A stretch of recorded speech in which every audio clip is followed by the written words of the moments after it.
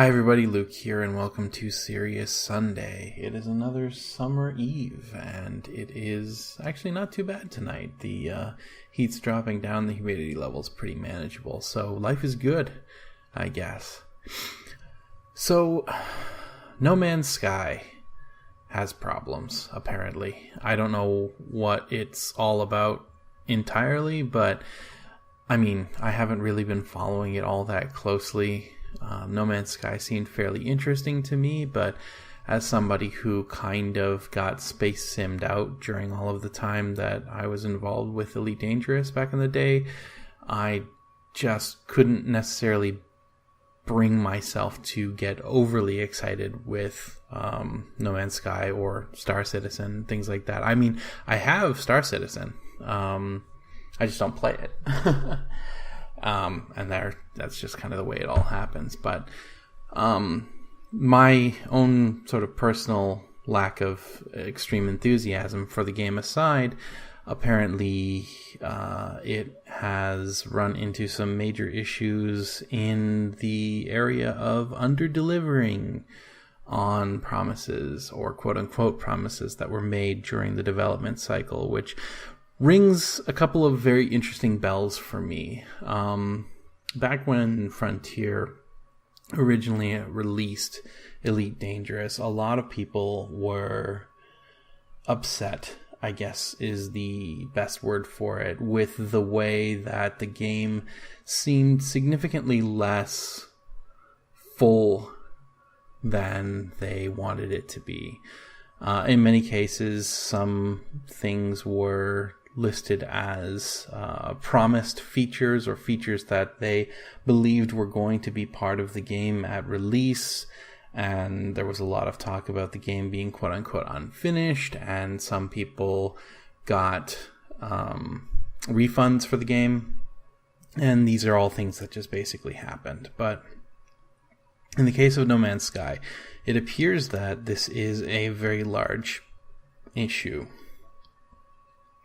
where there are a lot of features that were purported to be part of the game, like multiplayer and sort of more intelligent creature AI and certain explorable things on planet surfaces, and just a number of things that were supposed to be part of the game that apparently didn't make it into the final cut, that people are crying foul about. And that is, one, it's unfortunate for Hello Games because they're a small studio and they're putting out a very ambitious game. I always said it was kind of too ambitious, to be honest. Like a studio that size making a project that size.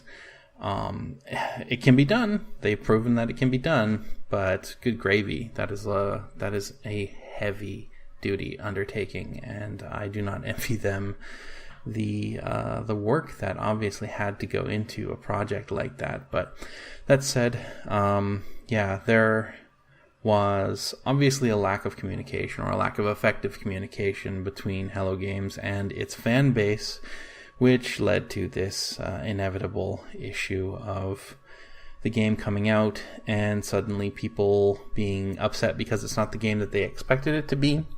And because it wasn't the game that they expected it to be, it automatically is a terrible game. And it gets downvoted very aggressively in Steam and in other places. And that causes its review scores to go down. And for better or worse, negative publicity for a game that is fairly new is bad for a game's release. People want to know about these things. People who didn't pre-order, and pre-ordering is, this big verboten thing for a lot of people these days. People who didn't pre-order the game, who were waiting to see whether the game was decent or not, waiting to see what post-release reviews looked like before purchasing and trying the game. Read these reviews and read about what is an actual feature in the game and what is not. And even people who are only kind of passingly interested in the game, like myself, were watching trailers and paying attention to what the game looked like on paper, quote unquote. And unfortunately, when some of those features don't make it into a game, especially things that people expect to be kind of an important part of the game, don't make it into the final product, it causes a stir. And unfortunately, when the developer or publisher or both are a little too tight-lipped about what features are and aren't in the game, and when in interviews the people who are answering the questions are noticeably waffling about how to correctly answer something, it just causes problems. And that's an issue that has faced game development for quite a while. Hello Games is not the first company to have this problem. But communication really, really is key. And unfortunately, it seems that in this case, communication was sorely lacking.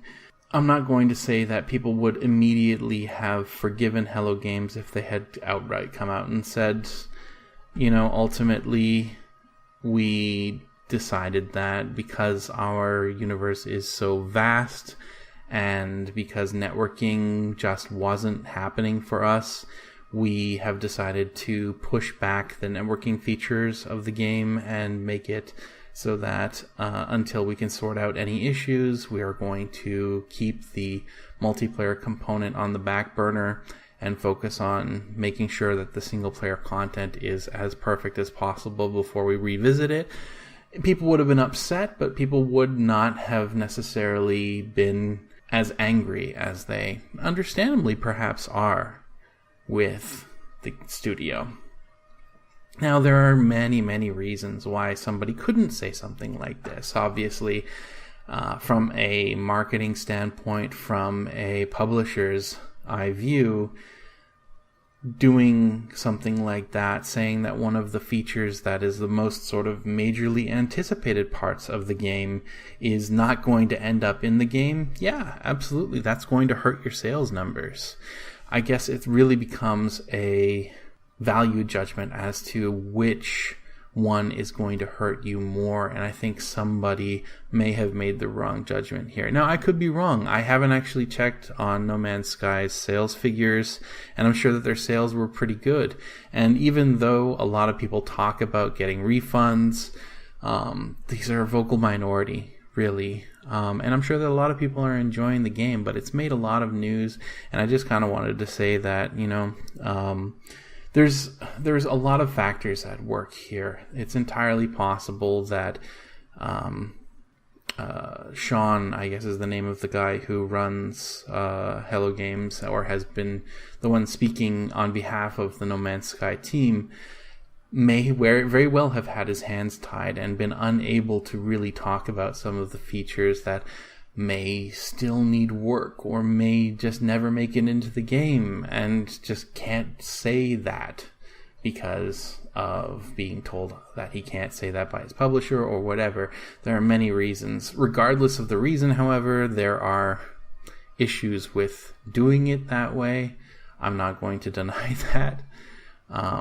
But yeah, that said, the man could have his reasons, is all I'm saying. Good or bad. Regardless, however, yeah, promises, I guess, got broken, question mark, in my case. And if that diminishes your enjoyment of the game, then I guess there's not a whole lot that can be done. But, yeah, from what I understand, people who went into the game with few expectations seem to be enjoying it for the most part, except for Matt, who unfortunately couldn't run the game on his PC because it was badly optimized for PC early on. Hopefully the patch will fix it and Matt will be able to try it again soon enough. But yeah, at the moment, neither Matt nor I have working copies of the game. I never bought it and Matt's doesn't work, so there you go. I want to give it a try, though. It looks like a great game. Interestingly enough, watching footage of that has sort of started to create that I want to kind of start getting back into Elite Dangerous itch again, which is always, it's a nice one to scratch and dust off the old X52 and play a little space shooters for a while, but that's another story altogether. Anyway, that's it for me today. I just kind of, it was a topic that I kind of guess I wanted to weigh in on. I kind of meandered a lot there, but ultimately what I wanted to say is communication is key. Somebody dropped the ball, but somebody may have been holding the ball a little bit too tightly and forced everybody else to drop it. Hard to say. Either way, it might be a good game, it might not. It's all up to the perception of the person playing it, I guess. So anyway, No Man's Sky, there you go. Have a good one, everybody. Thank you very much for watching, as always, and enjoy the rest of your Sunday. And take care.